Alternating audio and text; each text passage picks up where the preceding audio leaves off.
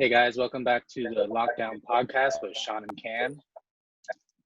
Today is going to be the part 2 of the AFC division, and we're going to get into the schedule breakdown, team breakdown, all of that. And Cameron, it seems like going into this season, these two teams they look pretty intriguing divisions. I mean, yeah, like every division's going to be major in having their own storylines, but these two, bring a lot to the table in terms of how interesting they're going to be. It's a heads-up game for the East. For the West, could be predictable, but you never know. So we're in for a good episode today. that sounds about right. Do you want to get into it? We're going to actually start with the AFC East. Yeah, so the AFC East includes the New York Jets, New England Patriots, Miami Dolphins, and the Buffalo Bills. So there's a lot of major storylines going on in this division alone. It's going to be interesting to see how that plays out. The Bills having come off an incredible season, but in the past recent 4 or 5 seasons, they've been very sufficient in their record. They just haven't, pushed themselves over that hump to get to the big dance in the Super Bowl. Meaning win a playoff game, basically. Yeah, and I think no team in the AFC East has been able to get over that hump despite their recent success because of the dominance of the New England Patriots with Tom Brady and Bill Belichick working together for all these decades. But now, the Patriots are left vulnerable with their star quarterback and star tight end moving over to the Tampa Bay Buccaneers, and also losing other key pieces like Kyle Van Noy, who went to the Bills or Dolphins. Yeah. Dolphins.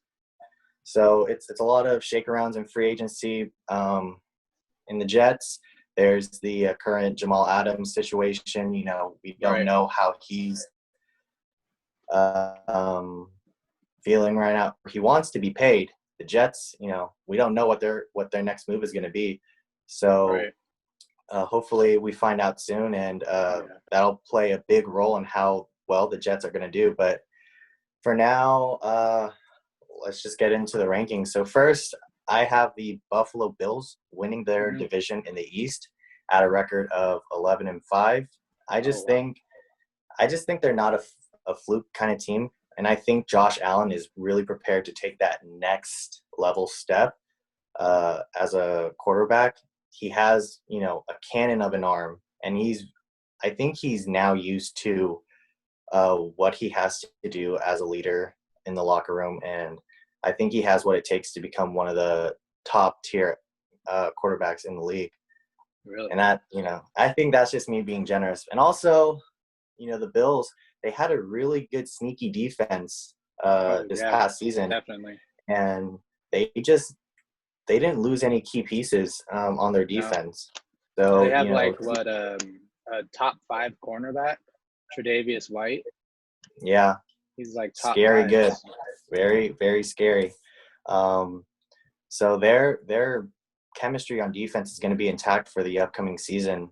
It's going to scare quarterbacks and their O-lines. So their defense had, nothing to worry about. And they have the advantage of weather in Buffalo. So come late in the season, when teams have to travel over in the snow, they're going to be at a real disadvantage in the cold. Exactly. And they have a running game with good running game. Yeah, so I applaud. If it is bad weather, they could pound the rock if they need to. And then we didn't even get into Stephon Diggs, them trading for him from the Vikings. A very, very popular wide receiver, one of the first major breaking news in terms of free agency when he left Minnesota to come to Buffalo. So Josh Allen does have, he did have some decent weapons in the passing game, but now with Diggs at the wide receiver position, alongside him, it's going to be a very dangerous squad. I could see a lot of deep passes between Allen and Diggs. So It seems like he has a bona fide number one wide receiver. Yeah. Cole Beasley, he was great for them. He's more of a slot receiver. John Brown, he could be a slot, but he could also take the top off. He's got blazing fast speed. And also, even with Stephon Diggs joining the team, we still forgot that Josh Allen, he can scramble. He gets a lot of rushing touchdowns. So now you got to worry about Stephon Diggs and John Brown coming off, maybe taking the top off, and then you have Devin Singletary in the backfield, and then you still have to worry about Josh Allen taking off with his feet. Yeah. And he's a huge guy, so he breaks some tackles. It's hard to tackle him sometimes. Yeah. And I also want to mention, too, a pretty decent pickup during the offseason. The Bills were able to pick up Josh Norman. Oh, really? Yeah, a cornerback for a 1-year deal. So really? Having his veteran presence and just that raw dog mentality of a player, it's gonna bolster that defense even more. So it's on both sides of the ball. It's looking good. It's looking good. Yeah, Josh Norman, he was really good when he was with the Panthers. Definitely had an attitude, physicality to him. Then he kind of went to the Redskins and it fell off the past 2 seasons. So hopefully he can reinvent himself with the Bills. And he's got a good cast around him, so he should do just fine. He doesn't have to guard a number one wide receiver because that'll be Tre'Davious' job. So he'll get maybe second, third tier receivers. So it might boost his confidence. He might do really well. Yep. Okay. And then they also have what's his name? Ed Oliver, defensive tackle. They drafted him last year. So that line is pretty stacked too. And then they have Tremaine Edmonds. He's a good linebacker. Yeah, so top and down on paper, even it showed last season too that the Buffalo Bills are no team to be trifled with. So after the Buffalo Bills, I have the Miami Dolphins in second place. Wow. With an 8-8 record. So they're one of those teams that I think they're going to take the place of what the San Francisco 49ers were, as going from worst to first, or not in this case first, but just doubling, tripling their win totals from the season before. How many wins did they get last season? Like 4 or 5, something like that? Around there. Yeah. Yeah, and they were able to win late, and all those wins came late in the season. You thought that this team was just going to tank to just get, a great, quarterback. Right. But they put up a fight every single game, and they managed to beat the Patriots late in the season as well, playing spoilers to them in their playoff hopes of getting a good position. That was a big game for the Patriots. They needed that win. That was like a determining factor of what being the number 1 or number 2 seed to like the 4th seed. So exactly. So, and their coach too. I don't know his name, but Brian Flores. Brian Flores, yeah. I hear he's just a great mind, a great coach, mind of a coach. So I think with him at the helm, leading this team, no matter who the quarterback is, whether it's going to be Tua or Ryan Fitzpatrick or Josh Allen, I think pretty crazy quarterback room for sure. Yeah, despite the quarterback situation, I think Brian Flores will manage it well and put his team in a position to actually win, more games. So, yeah, and the quarterback carousel conundrum, it's crazy. We don't know who's going to play. I think my prediction is Ryan Fitzpatrick is just going to start, if not Tua. Honestly, if Fitzpatrick starts, he has those weeks where he's like scores 40 points in fantasy, lights it up, and lights then out. for the first 4 weeks, and then like the next 2 weeks he's throwing interception after interception. Like he has Fitz magic, and then that magic just completely runs out. And I think even when that happens, it's very possible that Tua, if he's healthy, he's gonna be ready. He's gonna be good to go. He has some weapons. He has Devontae Parker, Mike Gesicki. They just got Matt Breida from the Niners too. I saw that. Yeah. from the Niners, and they picked up a really sneaky fast running back. Yeah, but they also were able to pick up Jordan Howard, the running back. So he's had a rough journey, but I think he can add some potential to the running back core in Miami. Right. I mean, think of what the Dolphins have come from. First 3 weeks they get waxed by the Patriots and I think it was the Ravens. They got destroyed. And then they go trade Minka Fitzpatrick. Some would say that they lost the trade. Some would say they might win where they're at right now. And they did look at this defense just off their free agent acquisitions. They get Byron Jones, Shaq Lawson, Kyle Van Noy, Emmanuel Agba. Like that's solid, pieces in every spot. They have it on the cornerback position, the defensive line, and the linebacker. Three key pieces in your defense, and they look like they answered whether they're going to be able to produce, in those roles. Yeah, I agree. They're improved. They're an improved team. They're definitely going to improve in terms of their schedule and how many wins they pick up. But I think they now can establish a culture in Miami that resembles winning like in the past.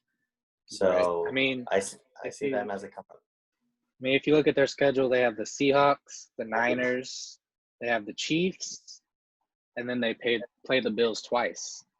And then they also have the Cardinals. So you're the whole division, the NFC, what is it, West or East? NFC West. West, yeah. So the Niners, the Rams, the Seahawks, and the Cardinals. All four teams might be pretty good. I don't see, really weaknesses in those teams. So it might be tough for them. I don't know if 8-8 is exactly where they'll be at. I kind of have them around the 5-11, 6-10 range. I could see, this is going to hurt my pride a little bit, but I can see the Miami Dolphins upsetting. Where are they playing against the 49ers? They're going to play in San Francisco. Ooh, that might be hard, but I've seen quarterback, it depends on who's going to be quarterbacking that game, because if Tua is at the center of the ball, he's a shifty Russell Wilson comp kind of quarterback, and we've always struggled with defending against mobile quarterbacks, i.e. Russell Wilson, Kyler Murray. So I could see them if I'm being us. honest with you, I can see it as a trap game for the Niners, where they don't necessarily get up for that game, and the Dolphins I feel like they punch them in the mouth early, and the Niners just don't necessarily respond, or they respond, but the Dolphins pull it out in the end. You know what I mean? Yeah. So moving on, unless you have any final thoughts about the Miami Dolphins? Well, no, I think we're good to move on to the next team. All right. So the next team we got at third place in the AFC East is the New England Patriots. And their record, I predict, will be 7-9. I think their first struggling season post Brady-Belichick breakup. I think Tom Brady was the reason, 75 to 85% of the reason as to why this Patriots became a dynasty. The rest of it, as to the genius of Bill Belichick. I think I'm not cutting Belichick enough slack, but I just think Tom Brady was the main ingredient as to why this team was so successful. And with him gone, and the fact that the Patriots really were quiet and not aggressive in this offseason, both in the draft and in free agency. They usually aren't. It's when they baffling. Have Brady. Yeah, and even prior years, Belichick as the GM, he hasn't made any great moves. He invested a lot of draft capital to get a wide receiver. Forgot his name. Sanu? Was it Mohamed Sanu? N'Keal Harry? Oh, it was no, Harry. Drafting N'Keal Harry. He was never panned out. Even during the season when they picked up Mohamed Sanu, I thought he was going to be a game changer just to take New England to certainty that they were going to win that Super Bowl. But he didn't pan out. And the fact that they have just Julian Edelman right now, that's their main, that's who the franchise is centered around. Like, that's offensively good. You know, the running back situation, you know, they have James White, they have Sony Michel, they're decent. So it's not like they gotten worse, but they didn't get better when they should have, especially during this drama with Tom Brady. So I don't know what Bill's plan is, but he believes in Jared Stidham at quarterback. A lot of film. There's not a lot of tape on Jarrett in the NFL. He had a couple of starts. You know, people compare him to Jimmy Garoppolo or Ryan Tannehill. That could be possible. Yeah, so I don't. The only upside I see to New England is just their defense. They were able to establish a great defense, as they always have, you know, since Bill Belichick is a defensive kind of mind. So as I'm looking at their depth chart, their defensive line is not looking so good, but they still have Dante Hightower. They still have Patrick Chung at safety, the McCourty twins, and Stephon Gilmore, you know. Number one cornerback probably in the league, yeah. I think of him as like a buff Ty Dolla $ign. Wow. That's funny. But it's yeah, they could sneak in and still get second place. I don't see them making the playoffs. Maybe last place, but if not, I don't see them making the playoffs, or even if they do, making a good playoff push. So I have them at 7-9. 7-9. That's kind of around where I have them. 7-9, 8-8. It really depends on how Jared Stidham does. I mean, is it possible that Bills had this guy as his backup for a while, and he sees what he can do, and he's like, okay, I feel comfortable, you know, starting this guy. He might be really good for us. Because if you think about it, look at all the quarterbacks that were available to him. He could have traded for Derek Carr, could have traded for Andy Dalton, Cam Newton. He could have either traded for him, or once he was released, he could have picked him up. Mm-hmm. So many quarterback options that Bill had, and he didn't go for it. Now, what if he tanks this season and he goes out and he gets Trevor Lawrence? That's a great possibility, but I don't see Bill stooping that low. I think his pride is too high to want to tank the season. So I think they're going to do what Miami was doing and put up a good fight. But I think Bill knows in the back of his head he should expect major losses throughout the season. But I don't think he'll lose any momentum or motivation to want to still win the game. But I could see them trying to lose to get Trevor Lawrence. Yeah. Could you see them maybe him see that things aren't going right, and he basically just cleans house? He trades Hightower, he trades Stephon Gilmore for first-round picks, and he just basically rebuilds the Patriots. Yeah, we could expect a lot of 180 plot twists with Bill Belichick. He could just blow up the entire roster and just start from scratch. Or we could even see, I don't know what Bill's contract is, but we can just see him disagreeing with owner. What's the owner's name? Robert Kraft? Yeah, I could see him disagreeing with Robert Kraft, and I could see a breakup between Bill and Kraft on the horizon with how, if the season plays out as horribly as everyone expects it to be. So we could see this as Bill's final dance.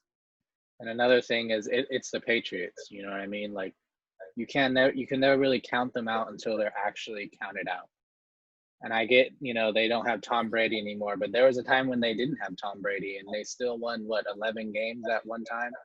So, you know, Bill, he's a genius. He's one of probably the best coach in the NFL right now, aside from maybe like Kyle Shanahan and others. But, you know, I wouldn't count out Bill Belichick when it comes to, you know, the X's and O's and things like that. I think 8-8 might be good. Going second, I could still honestly see them sneaking in the first place and upsetting the Bills. I could see them beating the Bills twice. just because of Yeah, that defense, just I think because they can. Belichick is smart.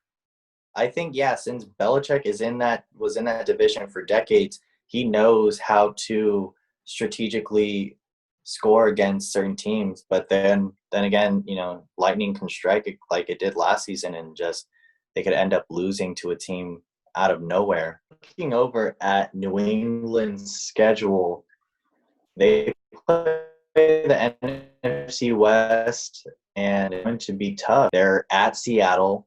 They're at Kansas City. So playing against Patrick Mahomes, it's going to be rough in Arrowhead Stadium. Yeah. They're at home against the Denver Broncos, but Denver is a dangerous team, in my opinion. They host the San Francisco 49ers, and I feel like Jimmy Garoppolo might have that motivation to stick it to Robert Kraft and Bill Belichick. Funny, I have them actually winning that game. The Niners or the Patriots? No, I have the Patriots, and here's why. I have them winning that game just because Belichick is going to know all Jimmy Garoppolo's weaknesses. And he's going to know everything he does. I think he's going to get up for that game. And I think the Patriots are going to kind of not shut down Garoppolo, but they're going to, limit him. Granted, your guys' defense is way better than, the Patriots' offense. So we'll see what happens there. But I think Belichick is really going to try and win this game. Yeah, we'll see till then. New England also hosts Baltimore later in mid-November. It's going to be tricky to keep Lamar Jackson at bay. He's on the rise, and he has a lot of momentum. Right. They play the rest of the AFC and NFC West. Their schedule is, I think, the toughest schedule in the NFL because they play the Niners, who were just in the Super Bowl. Based off their 2019 record, so they play the Niners, they play the Ravens, and they play the Chiefs. Yeah. So it's going to be tough. Yeah, I could see that. I could definitely see that. I have them beating the Cardinals. I have them beating the Broncos. I have them beating the Niners. I have them losing. To the Raiders because that's going to be it's a home game for them. But I think Jared Stidham, he's going to be it'll be 3 weeks in, you know what I mean? So I think that if Carr can put up numbers and Jacobs can run on that Patriots defense, I think they could pull out that W. But did you have anything else on the Patriots that you want to talk about or touch on? Nope, just great defense, great coach, questionable quarterback, but still not counting him out. But mediocre offense. Yeah. I mean, unless N'Keal Harry breaks out. I mean, you got to think that was only his rookie year last year, and he was injured. Yeah. So he's not labeled a bust yet, but during that season they needed him, and he just didn't show up. So and he might develop a good chemistry with Stidham over the season. We'll see. So, and finally, in last place, I have the New York Jets at a favorable 6-10. Okay. Yeah. That's nice. Are you going off of them having Jamal Adams, or are you going off of them possibly not having Jamal Adams? Because I don't know if he's going to be there come season. Either or.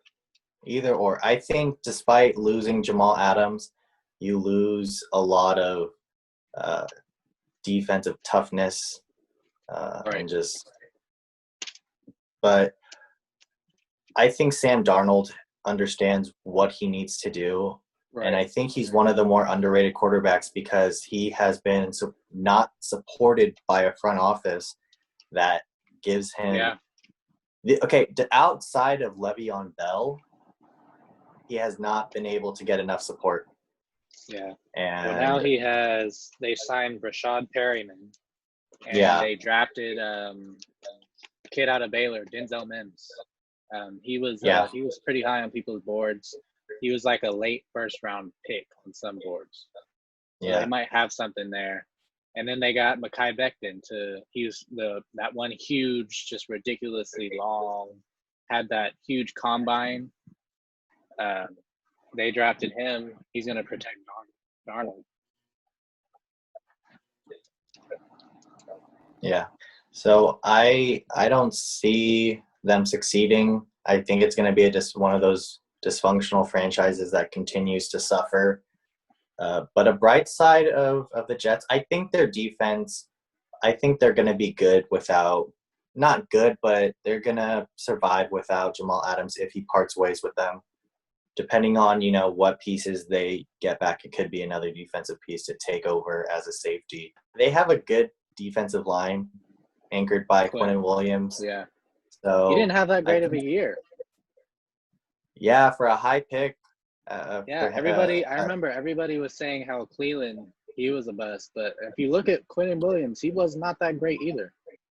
I think what happens with high pick defensive linemen or defensive tackles, I think they aren't able to produce the stats that are expected of them because of their surrounding cast. Because I think, just imagine if, I feel like, let's say Nick Bosa were to be put as the defensive end in New York, I don't think he would produce as many tackles or sacks, maybe as many pressures, but I don't think he would be as successful because, linebacker core, their defensive tackling and defensive ends, they signed CJ Mosley to a fat contract, and then he ended up going on injured reserve, and I think he's still on it. Yeah, so I think it all depends on how well your other, brothers on the line perform. Right. They either make you better or they, hold you back and make you have to work even harder. And that just, exhausts you over the season and in games. So I think Quinnen Williams, I think he can establish himself as a better defensive end throughout this upcoming season. But overall, the Jets, I don't see them succeeding or have any making the playoffs. So 6-10, maybe even worse. 6-10. I had them going 4-12, 3-13. They play a pretty hard schedule too, just like the Patriots. The AFC East, they're looking at a crazy, scary schedule. So yeah, and it could be close. It could be like the AFC North or South with the Colts and the Texans. It could be something like that between the Bills and the Patriots. I mean, we never know, depending on how the Patriots do. And the Bills could completely, come back. You know what I mean? Like, and we're not even thinking of the dysfunction in some of these teams. The Jets, they have dysfunction for sure. Yeah. The Dolphins had dysfunction, but I think they're getting really on track. The Patriots, they're like no nonsense. They rarely ever have dysfunction, and the Bills rarely ever have dysfunction. So I mean, we'll see. It could be a tight race. Yeah, it's an interesting division overall, like we said earlier. So we're excited to see how that pans out. So yeah, and I think a big part is, again, it comes down to, is Belichick, does he want Trevor Lawrence? Does he look at him and he's like, okay, I think I could create another dynasty with this kid? If so, because if he wants to, he has the power to tank. If there's anybody in the NFL that says, you know what, I want that guy, I'm going to lose games for that guy, it could be him. I could see him doing that, or making a sneaky good quarterback trade that no one sees coming. Yeah. So, I mean, I guess we'll see what happens. And then you have to think with all the COVID-19 stuff, how is that going to impact some of these teams? Like the Dolphins with Tua, you know what I mean? Like were they able to give him a proper physical? Because I know he wasn't able to do workouts or anything like that. I think he did virtual ones, if I'm not mistaken. But I mean, you never know what's really going to happen, especially going into this season with the circumstances. So just to recap, you're saying that the Bills are going to win the division? Yeah, so I got Bills first, Pats second, Dolphins third, and Jets fourth. Okay. Well, I'll switch your middle and have the Dolphins placing above the Patriots. But like Yeah, we I said, mean, I could definitely very see it, cool. especially with the defensive acquisitions they got in Byron Jones, Kyle Van Noy. That defense might be a force this season. So I can agree with that for the most part. Shifting gears here, we are moving from the East Coast to the West Coast, and we have the Denver Broncos, the newly Las Vegas Raiders, the Los Angeles Chargers, and the recent Super Bowl winners, Kansas City Chiefs. I'll shift this over to you, Sean, since this is your division. Yes. What do you have to say about this division? It's going to be an interesting division, and I'm talking about under the Chiefs because I honestly, this season for sure, I don't see any team, dethroning the Chiefs in that division. There's been talks about the Raiders or the Broncos doing it. I don't see it happening, at least this season. So what we're really talking about is going to be under that. So second, third, fourth. And basically, here's kind of where I'm going with that. You look at the other three teams. Obviously, you have the Chiefs. They have Tyreek Hill. They got Travis Kelce, Demarcus Robinson. I could go on and on and on with how Sammy many weapons Watkins, these guys have. Nicole Hardman. And guess what name I did not say yet? Yes, Patrick Mahomes. You know the YouTube channel Dude Perfect?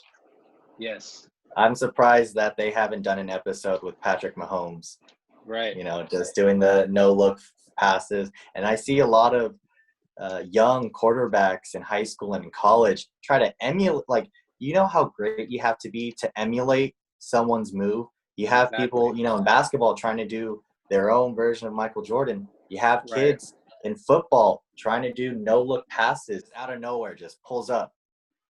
Touchdown. Yes.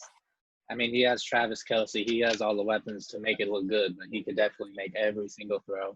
We still have that defense. Honestly, to me, I think they have probably one of the best safety cores in the league. They have Juan Thornhill. They have Tyrann Mathieu, two just studs. And then they have Frank Clark, Chris Jones on the line. Like I said, I don't see somebody dethroning the Chiefs in our division just yet. Just yet. And then with the Broncos, everybody's high on the Broncos, and I can see why. They get A.J. Boye. They get Jarrell Casey. They get Von Miller. I know he had the COVID-19, but I know he's going to be okay. He's still there. You get Bradley Chubb back. He was injured for most of the season. I think he missed 8 weeks of the season? Or roughly, something like that. Yeah.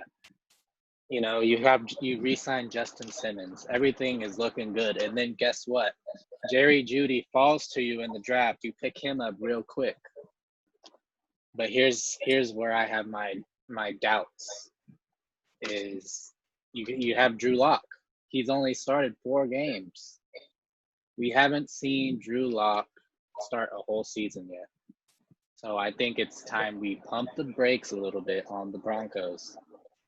They have, I think, the 12th hardest schedule in the NFL. It's not going to be an easy schedule for Drew Lock and company. Granted, he has Cortland Sutton. He has Noah Fant, who I don't know if he broke out last season, but he's due to break out really soon. He has a good defense, but it all comes down to Drew Lock. Is Drew Lock the guy? Did John Elway finally find his Peyton Manning successor, which took him years to find, and we don't know if he's even found it yet.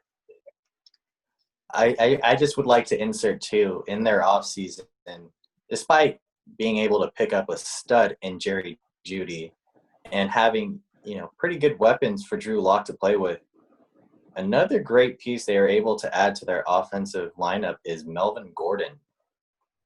Yeah. So it's going to be interesting to see how his chemistry develops with Drew Lock, and if he struggles throughout the season, they could just develop and switch to a running game more than passing. So we'll see. It might be under. They have Philip Lindsay. Yeah. So I mean, Lindsay. Now, granted, their running game usually doesn't do too well against the Raiders and the Chargers, and those are the teams that I'm talking about, right now between those three teams under the Chiefs. They like the Raiders, I think they were top 10, top 12 in the run or something like that. So they can shut down the run game. It's a matter of what we're going to do is we're going to stack the box. We're going to make Drew Lock beat us. And on top of that, we're going to send our edges after him. Because if you look, he is not that good under pressure. Yeah. When he has time in the pocket, he can make the throw. But when he's under pressure, it's going to be difficult for him. Mm-hmm. And if you look at the cornerbacks in the division, you got Casey Hayward, Chris Harris, Trayvon Mullen, he's a up-and-comer. Prince Amukamara from the Raiders, they just got him. He's pretty good. He came from the Bears. I heard nothing but really good things about him as far as being a solid cornerback. So it's definitely going to be a race. And then you got the Chargers. Man, stacked defense. Stacked, top to bottom. They draft Kenneth Murray, Joey Bosa, Derwin James, Chris Harris, we just mentioned him. They get Linval Joseph from the Vikings. They're stacked. And then they have Melvin Ingram. So top to bottom on that defense, it's pretty good. Now, even if you look at their offense, they might have one of the best rosters in the whole NFL. Now, they have Mike Williams, Keenan Allen, Hunter Henry. That O-line it's suspect. And they have Eckler. He's supposed to be he was the successor to Melvin Gordon when Melvin Gordon was out. He did pretty good. He's more of a scat back, so like a receiving running back, but he could still be formidable in the run game. So the only question mark is, who's going to be your quarterback? You have Tyrod Taylor, who, granted, he rarely ever turns the ball over. And that's one thing Phillip Rivers did all the time. But also Tyrod Taylor, he's not a game changer. You know what I mean? Justin Herbert, if they start him, he could possibly be a game changer, but he's also a rookie. So usually rookies don't always do too well in their first season. Which brings me to the Raiders. You got Derek Carr. You got Derek Carr going into his third year under John Gruden's system. You give him weapons. He gets Henry Ruggs in the draft, fastest guy, not just a speed guy too. A lot of people were saying, "Oh, he's just another Darius Hayward Day." That's not true at all. He's got great hands. I think they looked him up. He had a 90% catch rate in college. He barely dropped the ball. He has some crisp routes. It's not on Jerry Jeudy's level. It's not on CeeDee Lamb's level, but it is very good. And he's just explosive.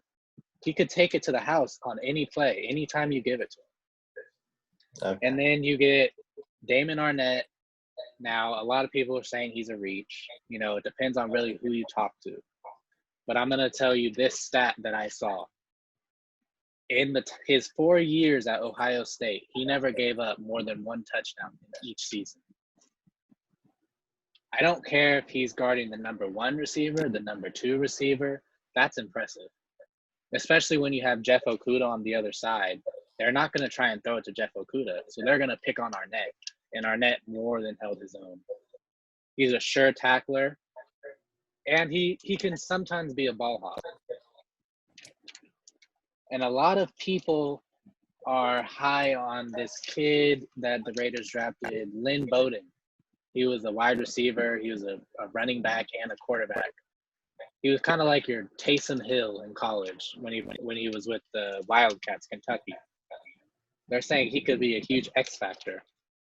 And I haven't even mentioned Josh Jacobs. Rookie year, but I think he rushed for like 1,200 yards or more. Now, he wasn't that formidable in the passing game, but I think that's just because we didn't get him really involved in that. But I think a healthy Josh Jacobs, because mind you, I think week 7 7-10, something like that. He injured his shoulder. I think he fractured it or something. He still played through it. He missed 3 games. And I think a healthy Josh Jacobs is just going to be a major stud. And then, 4 weeks in, Tyrell Williams, he gets plantar fasciitis. I didn't know what that was. I had to ask somebody. And I actually was talking to one of my family members who said they used to have it. And they said it is excruciating pain. You can't walk, let alone run. So to think that Tyrell was able to just run a little bit, he was not full go really at all. He missed a few games as well. But when he was healthy, if you look, his stats were very good. They were of a number 1 wide receiver. So a healthy Tyrell Williams is only going to help. And then you got Darren Waller, breakout star last season, over 1,000 yards. And I think he's only going to get better. I don't think his yards are going to be the same. I think his touchdowns are going to go up. And that's just the offense. The offensive line, you got Richie Incognito. Granted, I don't like, all the penalties he makes us get, but he's a dog. You have Colton Miller. A lot of people weren't high on him, but he's reaching Pro Bowl talent. Trent Brown, obvious Pro Bowler, and then Rodney Hudson, who I think, and a lot of people think, is the best center in the whole entire league.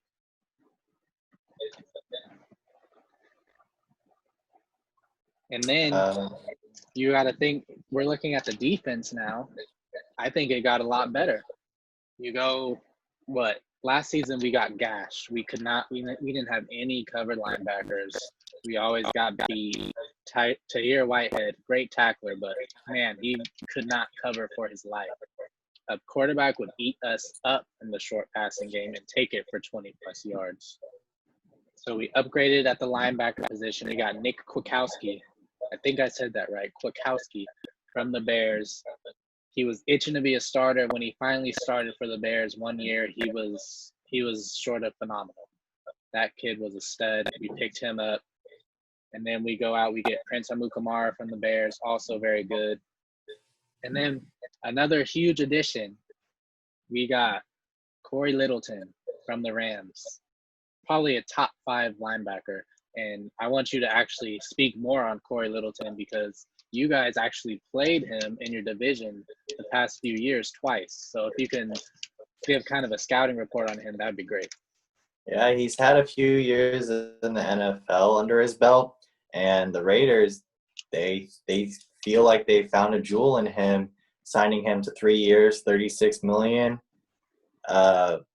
Looking at his stats, he had a career high in tackles, had seconds, a couple of interceptions and fumbles, and a fumble recovery. And that fumble recovery came against our Niners. So he's a pretty good linebacker.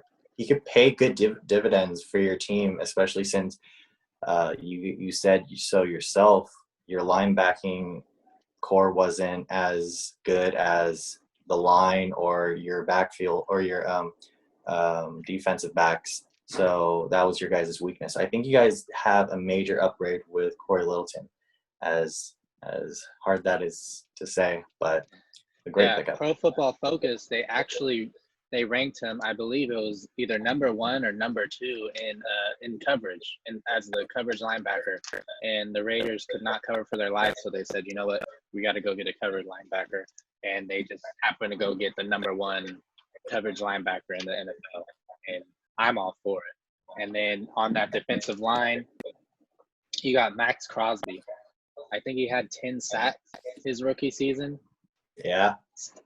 Didn't he go finish second place next to Bosa for Rookie of the Year, Defensive Rookie of the Year? So, I remember that conversation. He was a 4th-round pick. So a great steal. It's definitely a steal. Mayock knows what he's doing. He got a lot of good draft picks, and I remember some analysts, Colin Cowherd, saying that Mike Mayock was a terrible pick. And Stephen A. Smith was ranting that it was terrible. And I think the joke's on them. I think Mike Mayock has done a phenomenal job in turning this team around. And then you get Cleveland Ferrell. He finished the season with 4.5 sacks. He had a bunch of pass deflections, and he was great in the run. So I can only see him moving up this upcoming season. He put on 13 pounds of muscle. He was actually training with Eric Armstead of the Niners. I think he was training with DeForest Buckner. Just a lot of high level, defensive linemen. So just to recap, you have the Chiefs winning the division, and then so I have the Chiefs winning the division at 12-4. Okay. And then I have the Raiders coming at second at 10-6. And I can see 10-6. And mind you, I think we have 5 primetime games all at home. Oh, under the night spotlight.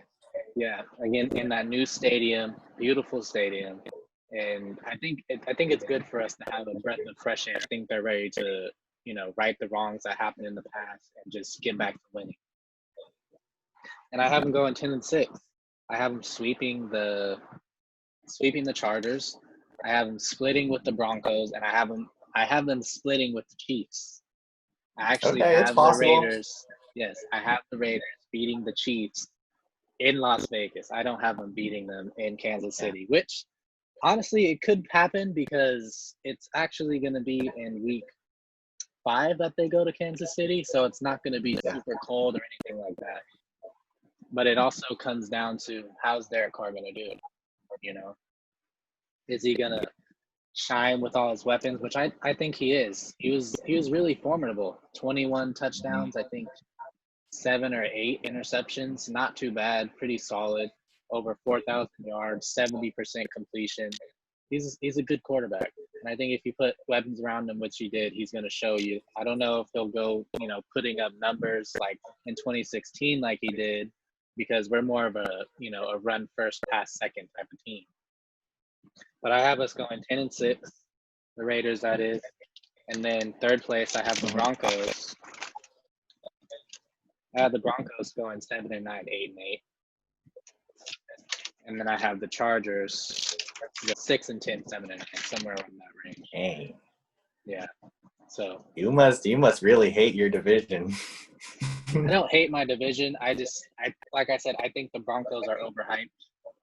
And I think the Chargers, though they have probably one of the best rosters in NFL, I just don't see Tyrod Taylor or Justin Herbert really taking them to the next level, at least this season for sure. And then, like I said, I don't see the Chiefs, barring an injury, leaving that top spot at least this season. Next season, who knows? Teams get better every single year.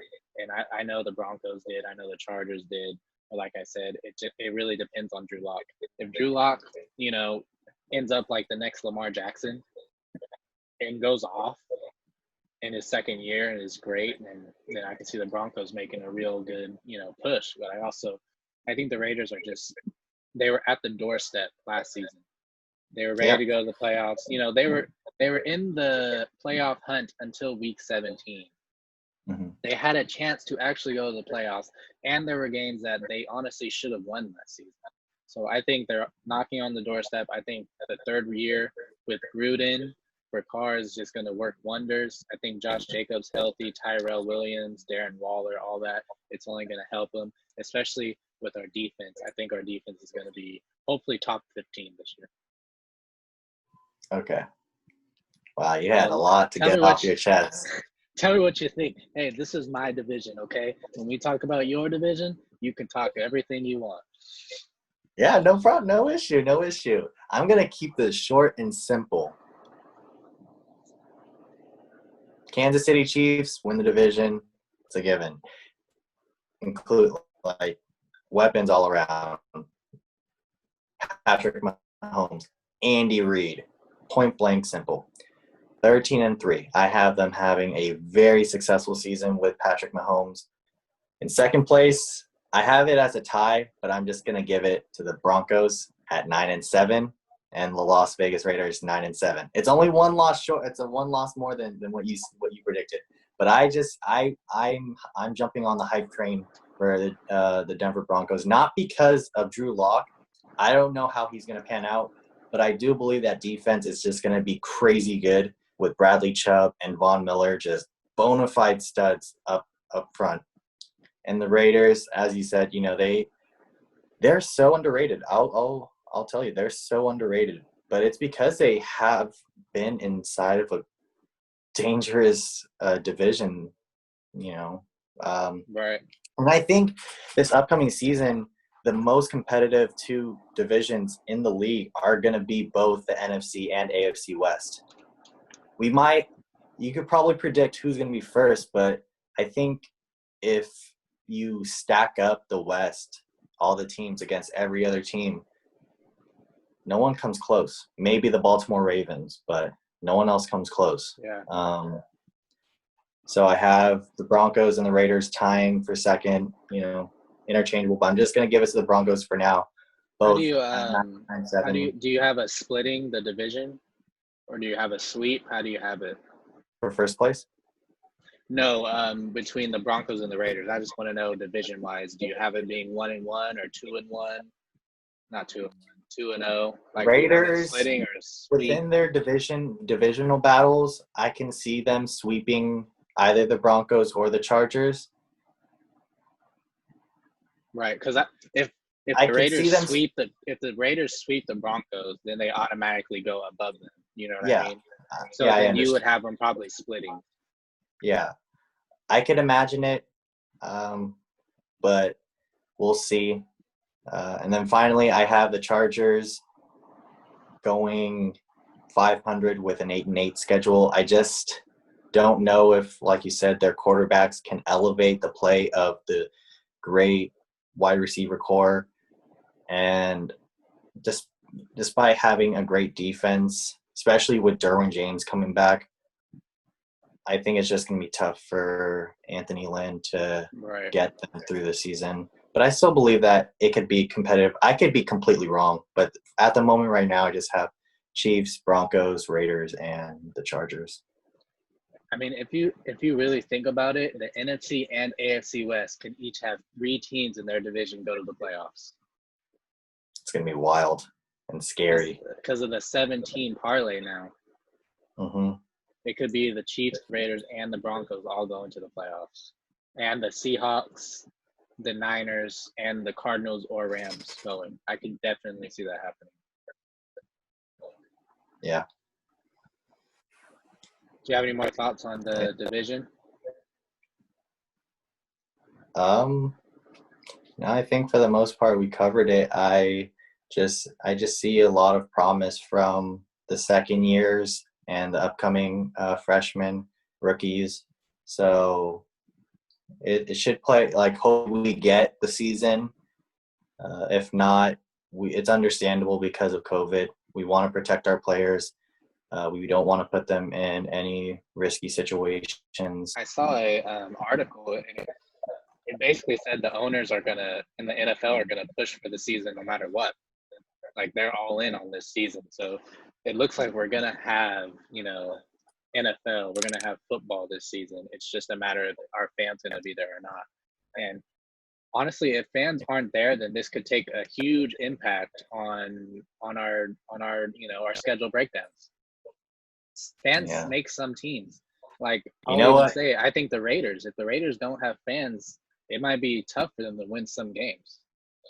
Make for an exciting AFC race altogether. So I think so. And I'm very excited to go over what we have in the next upcoming weeks in the NFC. Yeah, it's going to be really good, especially with the Niners, the Packers, the Saints, the Cowboys, and the Buccaneers, a new team that might really show up. This was a good episode. I like this episode. I liked actually getting into this whole AFC. Actually, I want to thank everybody for watching. I know we had some new subscribers. I really appreciate you guys subscribing. Next week, we're going to get into the NFC. And I just want to thank you for sticking with us because, as you can see on some of it, we've had some technical difficulties. I think Cameron's in San Francisco right now. He's not at home. I'm at home right now. Yeah.